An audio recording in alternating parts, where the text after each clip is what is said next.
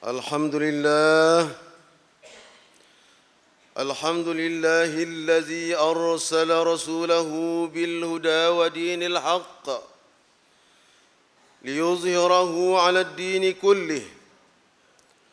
أشهد أن لا إله إلا الله وحده لا شريك له، وأشهد أن محمدًا عبده ورسوله حبيبه وخليله.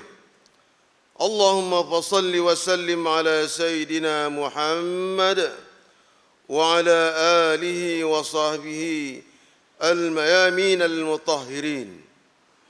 أما بعد، فيا أيها المسلمون اتقوا الله، أوصيكم وإياي بتقوى الله، فقد فاز المتقون. قال الله تعالى: يا أيها الذين آمنوا اتقوا الله حق تقاته ولا تموتن إلا وأنتم مسلمون. Muslimin yang dirahmati Allah sekalian, pada hari Jumaat yang mulia ini, member menyeru kepada hadirin sekalian, marilah kita meningkatkan ketakwaan kepada Allah Subhanahu wa taala dalam setiap saat kehidupan harian kita. Takwa bukan hanya suatu sebutan di bibir semata-mata, malah ianya perlu dibuktikan dengan amal perbuatan yang ikhlas kepada Allah Subhanahu wa taala.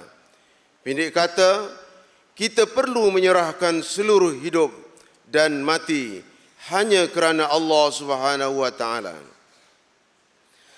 Firman Allah Subhanahu wa taala dalam surah Ali Imran ayat 102. Ya ayyuhallazina amanu taqullaha haqqa tuqatih wa la tamutunna illa wa antum muslimun. Wahai orang yang beriman, bertakwalah kamu kepada Allah dengan sebenar-benar takwa, dan jangan sekali-kali kamu mati melainkan dalam keadaan muslim, yakni beragama Islam.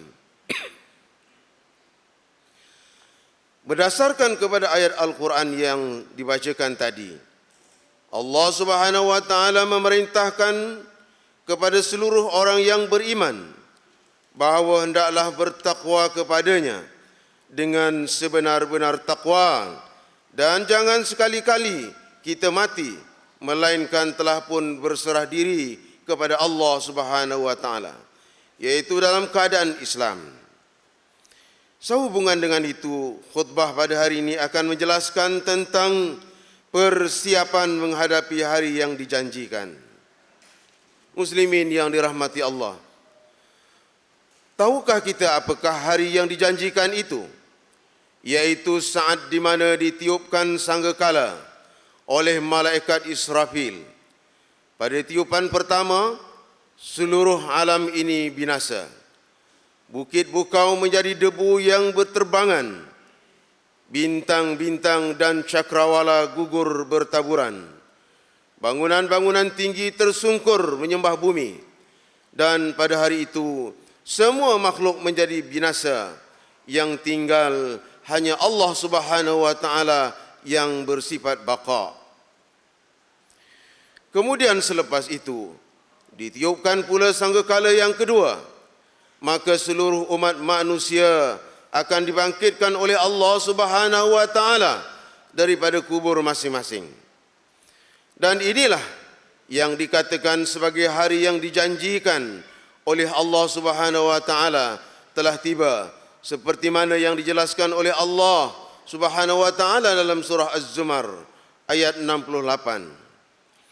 Wa nufikha fis-suri fasa'iqa man fis-samawati wa man fil-ard illa man syaa Allah thumma nufikha fihi ukhra fa idza hum qiyamun yanzurun. Maksudnya, ditiupkan sangkakala, maka pada waktu itu matilah makhluk-makhluk yang ada di langit dan yang ada di bumi secara mendadak. kecuali sesiapa yang dikehendaki Allah. Kemudian ditiup sangkakala sekali lagi, maka dengan serta-merta mereka bangun berdiri menunggu, yakni kesudahan masing-masing. Dengan ini, jelaslah kepada kita tentang hari yang dijanjikan itu, yaitu hari di mana setiap orang akan kembali kepada Allah Subhanahu wa taala untuk menerima balasan bagi setiap apa yang telah kita kerjakan di dunia ini.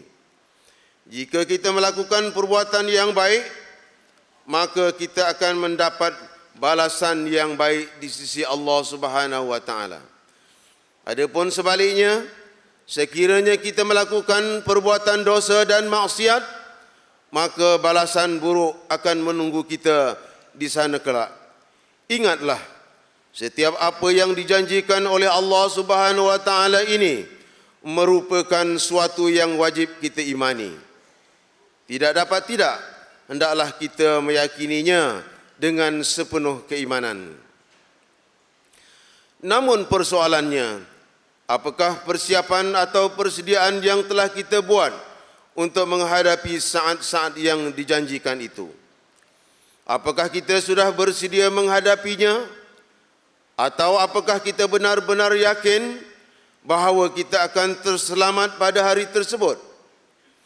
Pada hari yang dijanjikan oleh Allah Subhanahu wa taala, yang tidak ada sebarang penolong melainkan kita hadir dengan jiwa yang tenang menghadap Allah Subhanahu wa taala. Pada hari tersebut tiada sebarang naungan yang dinaungi melainkan mereka yang dinaungi oleh naungan Allah Subhanahu wa taala. Persoalannya adalah, siapakah mereka yang mendapat perlindungan di bawah naungan Allah Subhanahu wa taala itu?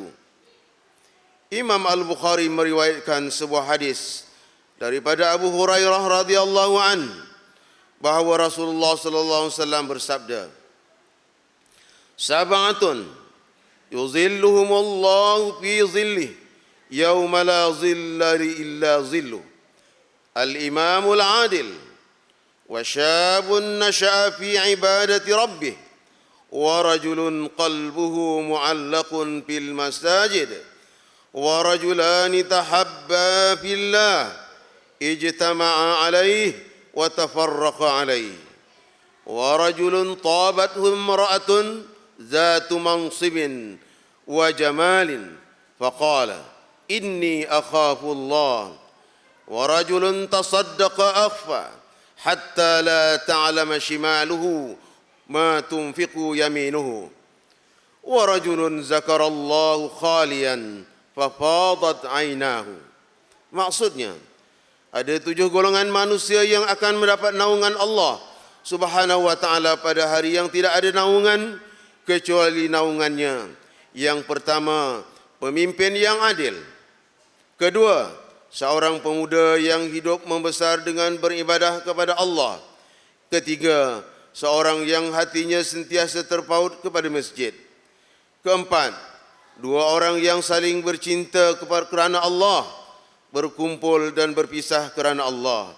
Kelima, seorang lelaki yang diajak berzina oleh wanita yang kaya dan cantik, tapi dia menolaknya sambil berkata, "Aku takut kepada Allah Subhanahu wa taala." Keenam, seseorang yang bersedekah secara rahsia hingga seolah-olah tangan kirinya tidak mengetahui apa yang diinfakkan oleh tangan kanannya. Serta yang ketujuh, seorang yang berzikir kepada Allah ketika bersendirian hingga berlinang air matanya. Muslimin yang dirahmati Allah, mimbar hari ini mengingatkan kepada semua hadirin sekalian, marilah kita membuat persiapan yang terbaik untuk menghadapi hari yang dijanjikan itu. Kita tidak tahu bila kita akan mati. Kita tidak tahu bila kiamat akan berlaku. Namun apa yang perlu kita buat ialah persiapan untuk menghadapi mati, yang mana ianya wajib ke atas setiap yang hidup. Ingatlah bahawa setiap perbuatan kita di dunia ini direkod oleh Allah Subhanahu wa taala melalui 2 malaikatnya, yaitu Raqib dan Atid. Dan rekod amalan itu akan diserahkan kepada setiap insan pada hari yang dijanjikan itu. Firman Allah Subhanahu wa taala dalam surah Al-Insyiqaq ayat 7 hingga 12. Fa amma man utiya kitabahu bi yaminihi fasawfa yuhasabu hisaban yasira wa yanqalibu ila ahlihi masrura. Wa amma man utiya kitabahu wara'a dhahrihi fasawfa yad'u thubura wa yasla sa'ira. Maksudnya, maka sesiapa yang diberi buku catatan amalan di sebelah tangan kanannya, maka ia akan dihisab dengan cara yang mudah dan ringan, dan ia akan kembali kepada kaum keluarganya, yakni yang beriman di dalam syurga dengan perasaan gembira. Dan sesiapa yang diberi buku catatan amalannya dari sebelah belakangnya, maka dia akan menderita dengan pembakaran api neraka yang marak menjulang. Oleh yang demikian, beruntunglah sesiapa yang memperolehi rekod amalannya melalui tangan kanannya, kerana ia pasti akan menerima balasan yang terbaik daripada Allah Subhanahu wa taala. Manakala pada hari tersebut, celakalah bagi mereka yang menerima surat amalannya melalui tangan kiri dan dari arah belakangnya, kerana dia pasti akan mendapat balasan yang buruk daripada Allah Subhanahu wa taala. Sidang jemaat yang dirahmati Allah, mengakhiri khutbah pada hari ini, umat Islam diseru supaya yakinlah bahawa kehidupan di dunia ini hanya untuk sementara sahaja, dan kita akan bertemu pada hari akhirat kehidupan yang kekal buat selama-lamanya. Yang kedua, yakinlah bahawa setiap amalan kita akan direkod dan diperhatikan pada hari akhirat kelak. Yang ketiga, buatlah persiapan dengan memperbanyakkan amalan-amalan yang soleh sebelum datangnya hari kematian yang telah dijanjikan oleh Allah Subhanahu wa taala. Seterusnya, yakinlah bahawa hanya amalan-amalan saleh sahaja yang akan dibawa bersama ketika bertemu dengan Allah Subhanahu wa taala. A'udzubillahi minasyaitonir rajim. Ya ayyuhallazina amanu taqullaha wal tanzur nafsum ma qaddamat lighad wattaqullaha innallaha khabirum bima ta'malun. Wahai orang-orang yang beriman, bertakwalah kepada Allah dengan mengerjakan segala suruhannya dan meninggalkan larangannya. Hendaklah setiap diri memerhatikan apa yang dia telah sediakan daripada amalan-amalannya untuk hari mendatang, yakni hari akhirat. Dan bertakwalah kepada Allah.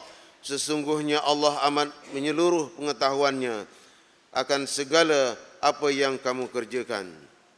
Barakallahu li wa lakum fil Qur'anil azim. ونفعني وإياكم بما فيه من الآيات والذكر الحكيم وتقبل مني ومنكم تلاوته إنه هو السميع العليم. أقول قولي هذا وأستغفر الله العظيم لي ولكم ولسائر المسلمين والمسلمات فاستغفروه إنه هو الغفور الرحيم.